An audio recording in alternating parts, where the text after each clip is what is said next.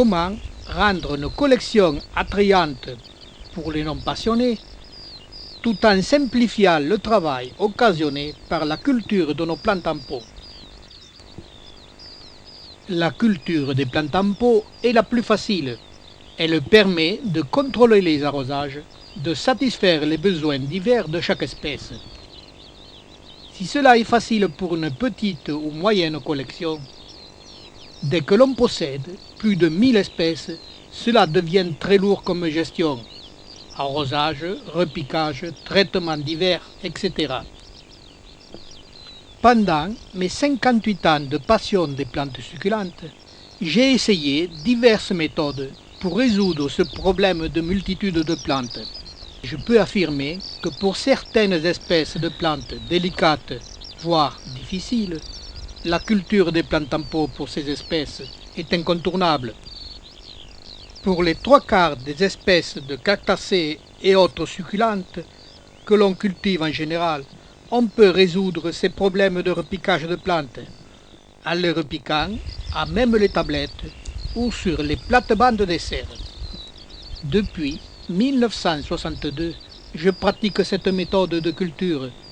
Cela m'a permis de faire un grand nombre d'observations. En reconstituant des tableaux de paysages dits mexicains, quand un non-initié aux plantes succulentes visite votre serre, cela a pour effet de les attirer et de rendre nos plantes plus sympathiques malgré leurs aiguillons. Cette méthode de culture permet aussi de posséder davantage de plantes, sans trop de travail d'entretien. Mais elle pose des problèmes de voisinage entre plantes qu'il faut résoudre avant la réalisation de ces tablettes, et non après. Depuis quelques années, je constate qu'un grand nombre de collectionneurs, débutants ou chevronnés, dès qu'ils ont visité mes serres, trouvent ces cultures très agréables au regard et réalisent chez eux la même décoration. J'en suis heureux et flatté.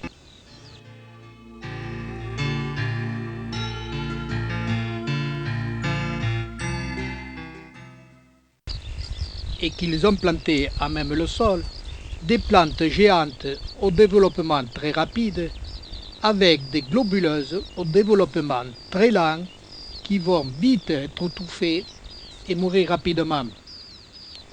Regardez cet échinopsis.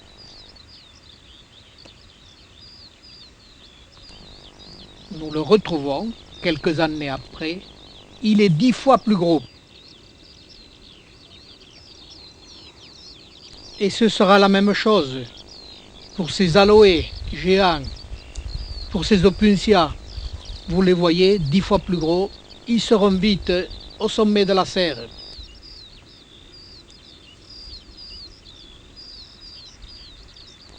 Regardez ce parterre de plantes. Et nous le retrouvons 4 ans après.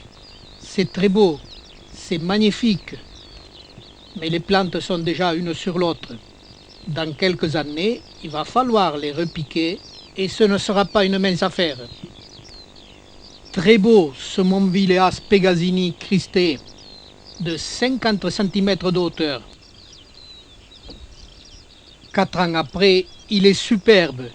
Il touche le sommet de la serre de 4 mètres de hauteur. C'est inimaginable.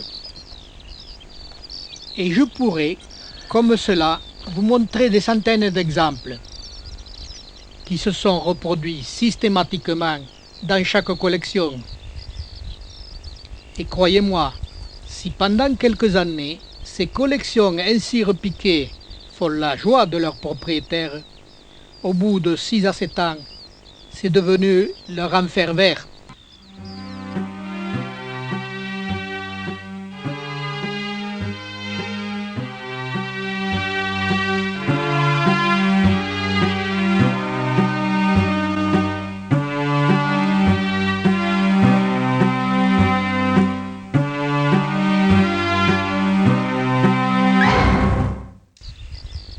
Mais à tout problème, il y a des solutions.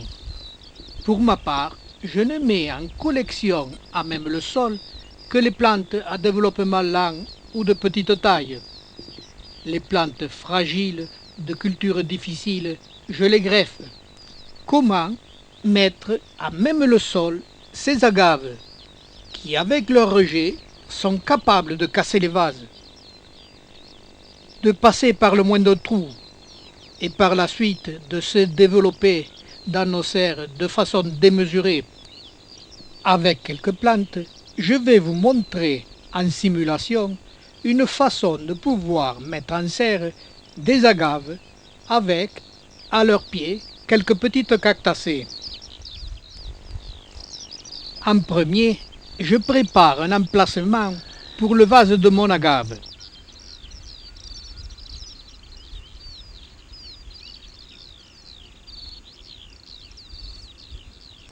Puis, je dépote celui-ci. Pour boucher le trou du vase et empêcher le développement trop rapide de cette agave, je mets dans mon vase 2 couches de nylon noir agricole. Pour les agaves, à cause de la puissance des rejets, il faut laisser le vase et les 2 couches de nylon noir nous seront nécessaires. On peut, avec un ciseau, couper ce nylon 3 à 5 cm au-dessus du sol et le retourner vers l'intérieur, ou replier le tout vers l'extérieur, puis recouvrir le nylon avec un peu de terre et cacher le tout avec des roches, ou cacher le nylon directement avec des roches.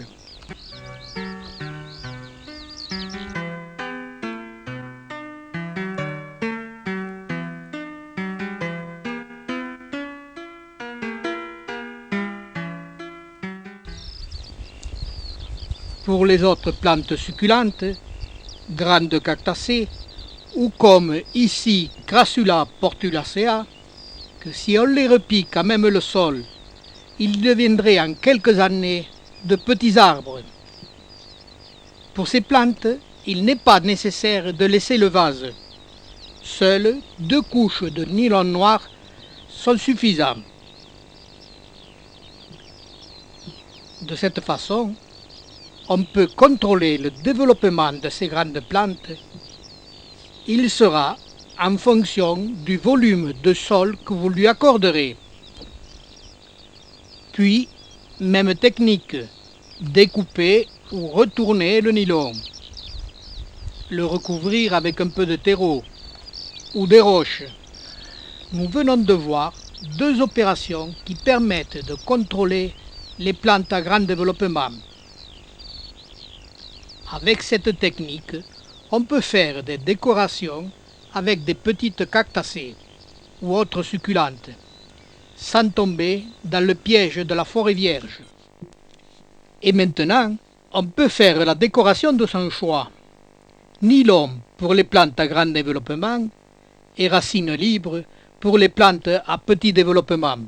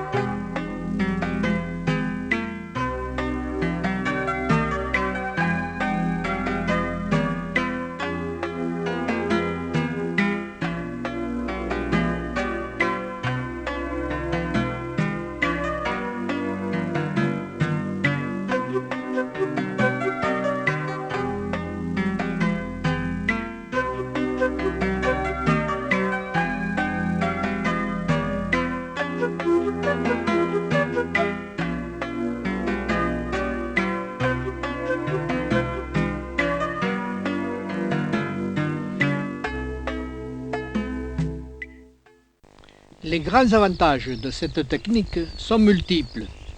Contrôle des plantes à grand développement.